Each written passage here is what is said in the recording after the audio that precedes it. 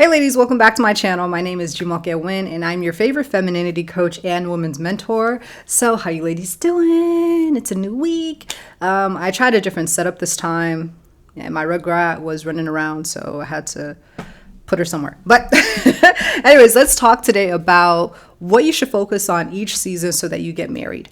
And before the people come in, I don't even want marriage. You don't gotta do all that for a man. Okay, well, this is not for you, obviously. If you don't want to get married, if you don't think that marriage is a big deal, if you're okay, if you have a plan B of being single for the rest of your life, and it's like if it happens, it happens. If it doesn't, it doesn't. Then this video is obviously not for you. If you're not really fiending for marriage, then great. You probably have a gift of celibacy. You can take a vow of celibacy. Nuns are recruiting, and I'm not even saying that to be like catty. Nuns are literally recruiting. You can dedicate yourself to the service of the Lord. No one's pushing you to get married. Anyways, so talking to my mentee, and I heard some things, and then I just got off a call from one of my clients from Win at Love, when we coach single Christian women in faith and strategy to kingdom marriage. And let's just say that she was disappointed. We had to sort through a lot of things, and we got to the point of okay, she's really still disappointed because she's now, I think she's 34, and she thought she would have been married by now. Like when she was younger, she really wanted to be married and she thought she was doing all the right things. Put a pin there because this is where I'm going. She thought she was doing all the right things. She was praying, fasting. She was abstinent.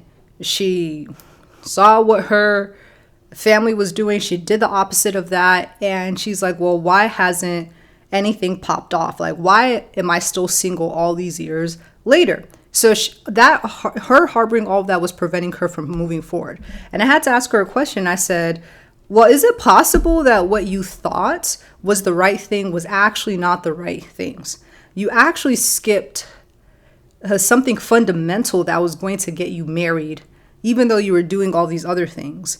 And what gets women married, ladies, I have to be very honest with you. What gets you married is a man marrying you, right? And I know it's like a duh, but I keep saying this, and I know women, they don't like it because, again, feminism and whatever. I don't know. Women have just lost touch with reality.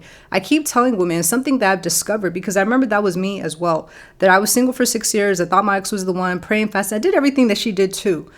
But just like her, the fundamental thing I missed was that it's not God who chooses your spouse. And I'm quoting it. God positions people, right, for an opportunity to get married, but it's men who ultimately choose who gets married at the end of the day. It was Adam that chose Eve to be his suitable helper. When God said that there was no suitable, when God said that it's not good for man to be alone, I will make a helper suitable for him. People sit there and say yeah, he made Eve for Adam, and they skip everything about the animals. God made animals in the next verse, and he brought them to Adam to see who would name them. Is it what God was naming them to Adam? No, it was what Adam named each animal. After he named every single animal, this is in Genesis 2, by the way, the Bible says, but no suitable helper was found. But who's looking for a suitable helper?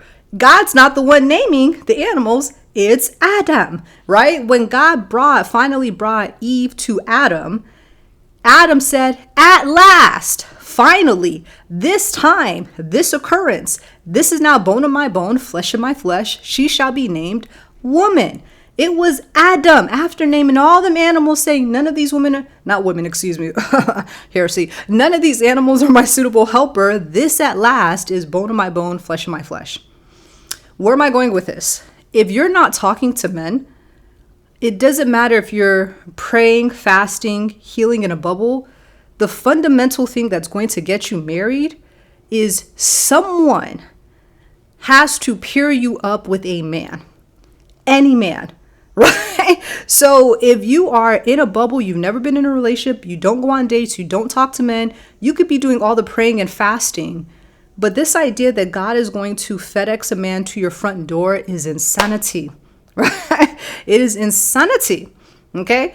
You have to put yourself out there. I mean, you don't have to. If you are in a culture that does arranged marriages, Tell your father and your family to go hire a matchmaker to hook you up with someone so you don't have to do the work.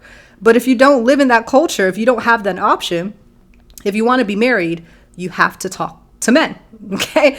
That's it. Point blank period. But anyways, let's move on.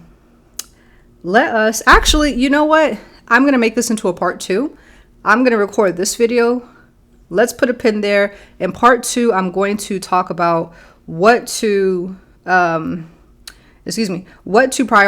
in each season. But this video, I'm probably going to title it The Fundamental Thing That You're Missing That Is Going to Get You Married. And then we're going to talk about the next thing in the next video. So make sure that you do subscribe to this YouTube, subscribe to this podcast, put a comment below, help the algorithm, boost the engagement, and I'll see you guys tomorrow. Bye.